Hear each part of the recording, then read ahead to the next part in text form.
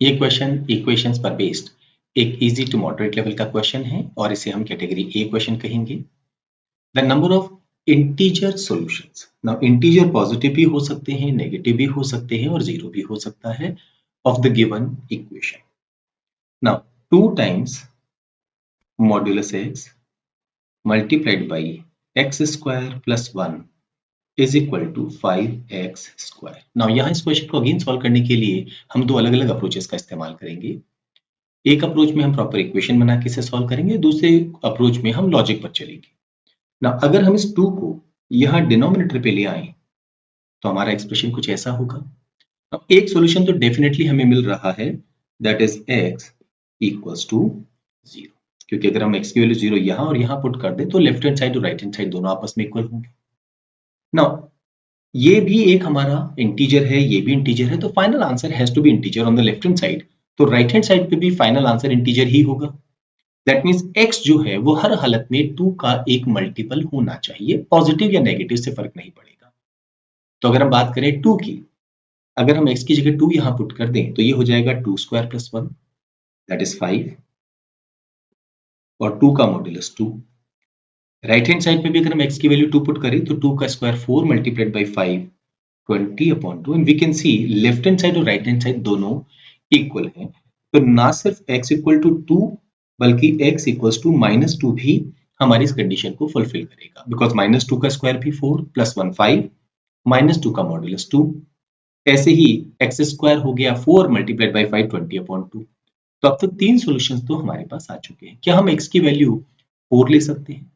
ना जैसे ही हम x की वैल्यू 4 या हायर मल्टीपल लेंगे, ये जो नंबर 5 है यहाँ थोड़ा गड़बड़ होगा। जैसे 4 का स्क्वायर क्या होगा?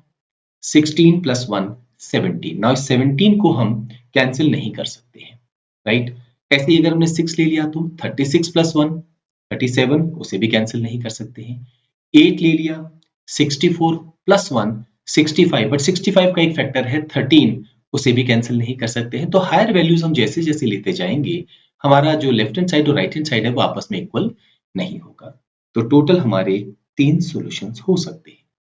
नाउ अगर हम सिस्टमेटिकली इस क्वेश्चन को सॉल्व करना चाहें तो जनरली हम क्या करते हैं, ये जो मॉड्यूलस में लिखी हुई वैल्यू है उसे हम y मान लेते हैं। ठीक है, इससे क्या फायदा होगा कि अगर हम स्क्वायर कर दें तो आप मॉड्यूलस x को जैसे ही स्क्वायर करेंगे, x स्क्वायर किसके इक्वल हो जाएगा?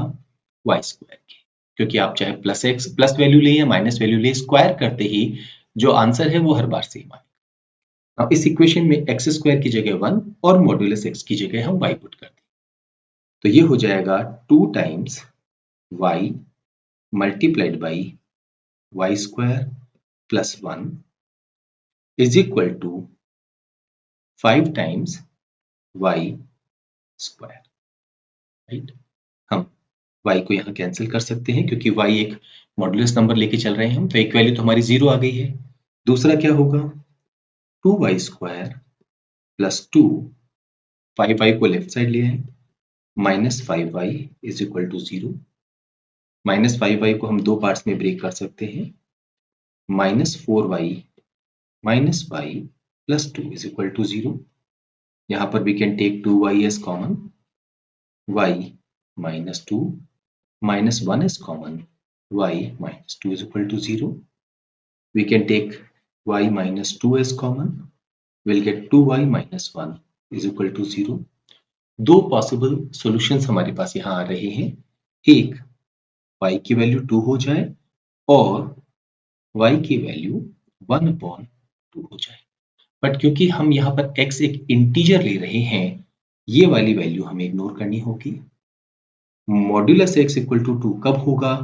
जब x की वैल्यू 2 या x की वैल्यू -2 होगी, और x इक्वल टू 0 पे तो ये एनीवे कंडीशन फुलफिल हो ही रही थी।